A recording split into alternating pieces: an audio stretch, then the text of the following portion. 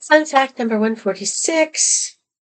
I've been trying to get a writers group together.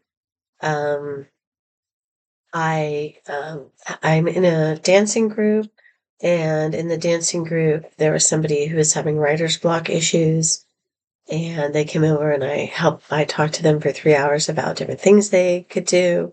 They took a lot of notes, and I said, but the thing was, I don't think he really had writer's block. I think he had starting block issues because he had the stories in the head. He had a lot of ideas. He had taken a lot of notes, but he hadn't started writing the story at all. And I told him a lot of different methods he could use to start writing the story.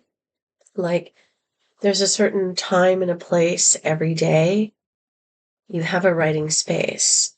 And even if you have to take time to kind of clear it and make it the space you need it to be every time you sit down, you have a time. You pick days and times on days where this is your writing time, and you're going to go to your writing space and you're going to write. But also to always bring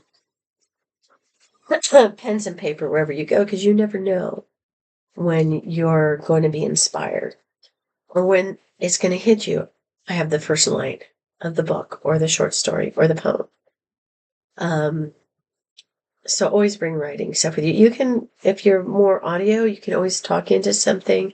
There's so many ways to start writing, but you have to have some kind of discipline at first to sit down and say, I'm going to write at this time in this space every day.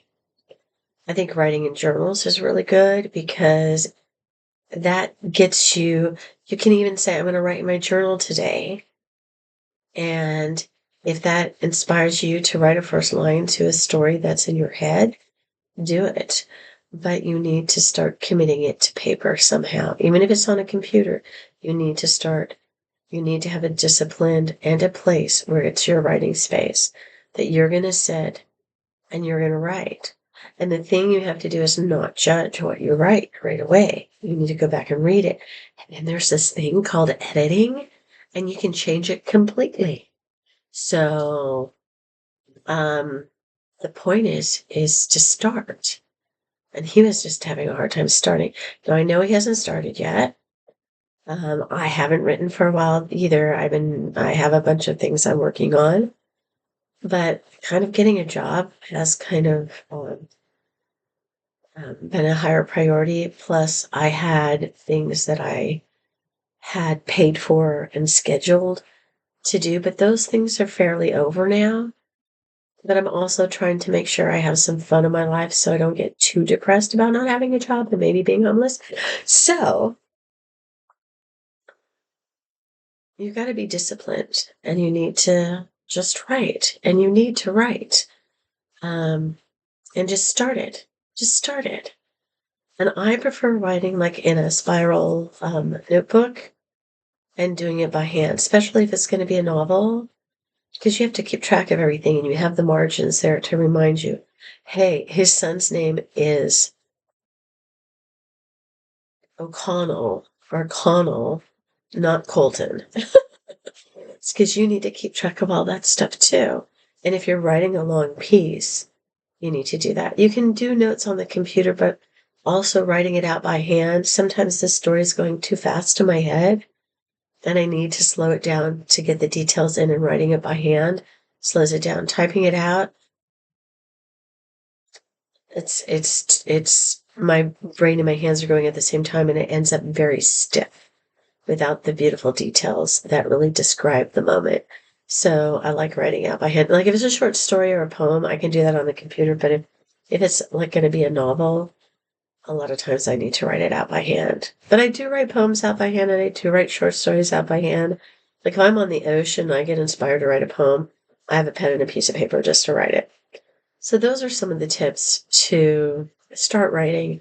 If you have writer's block, it's the same type of thing that you have to keep writing. Even if it's a different story, even if it's in a journal or just a different discipline, you need to have that time. When you have that time and that space to write, you sit down and you write. unfortunately, I haven't had the time. So, and I think that's been his issue lately, but I think you need to commit to it. So that's very important. So I'm trying to start a writers group where I can do prompts and first line exercises and other exercises to get those creative juices flowing and those writing fingers all warmed up.